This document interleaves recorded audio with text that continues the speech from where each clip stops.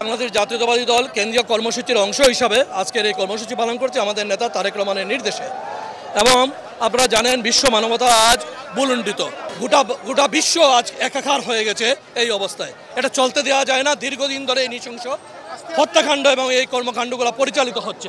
যে গাজায় বর্বরোচিত হামলা এবং গণহত্যার প্রতিবাদে আজকে সিলেট মহানগর বিএনপির উদ্যোগে আমাদের দলের ভারপ্রাপ্ত চেয়ারম্যান জনাব তারেক রহমানের নির্দেশনায় আজকে আমরা প্রতিবাদ মিছিল এবং র্যালি বের করছি এবং আমাদের ফিলিস্তিনি ভাইদের প্রতি সংহতি প্রকাশ করছি।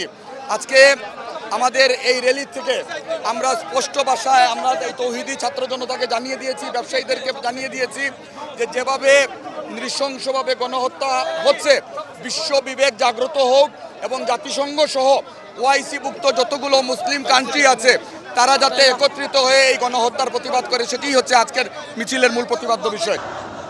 আমার ভাই মারছে কেন? জাতিসংঘ জবাব চাই।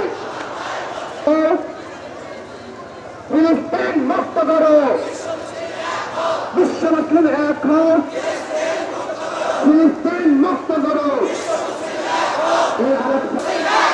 গণহত্যা বন্ধ করো।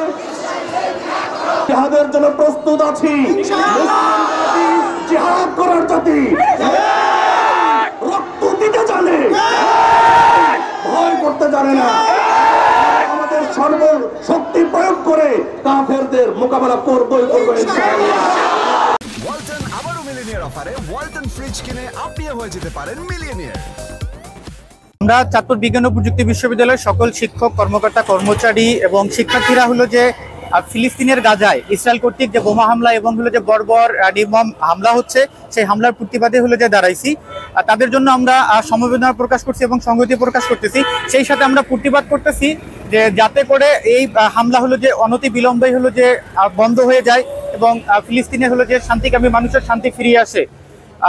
ইসরায়েল কর্তৃক যে হামলা সেটা হলো যে মূলত ইসলাম ধর্মী যে ফিলিস্তিনি নাগরিকরা আছে তাদের প্রতি।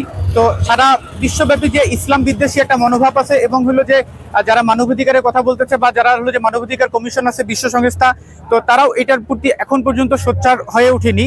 তো আমাদের এই প্রতিবাদ হলো যে তাদের প্রতিও তারা যেন দ্রুত এটার ব্যাপারে সোচ্চার হয়।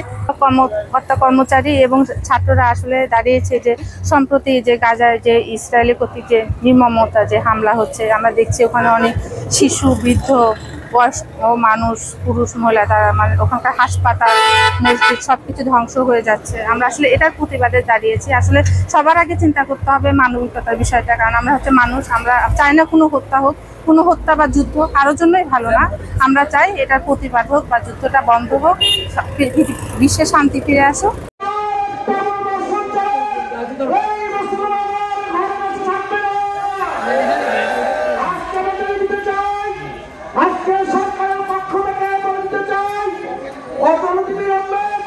মুসলমানদের উপরে নির্যাতন বন্ধ করতে হবে এবং চিন্তা করতে হবে। শক্তি আমাদের না থাকলে, আমাদের জবান দিয়ে প্রতিবাদ করা, সে শক্তি না থাকলে আমাদের অন্তরে ঘৃণা করা, তাহলে আমাদের প্রত্যেকটা শক্তি আমাদের আছে। এই শক্তি থাকা অবস্থায় আজকের যদি আমরা এই ইমানি শক্তি প্রদর্শন না করতে পারি, ইমানি শক্তি যদি আমরা না দেখাতে পারি, তাহলে এই বিশ্বে আমরা কাপুরুষ হয়ে আমাদের লড়তে হবে।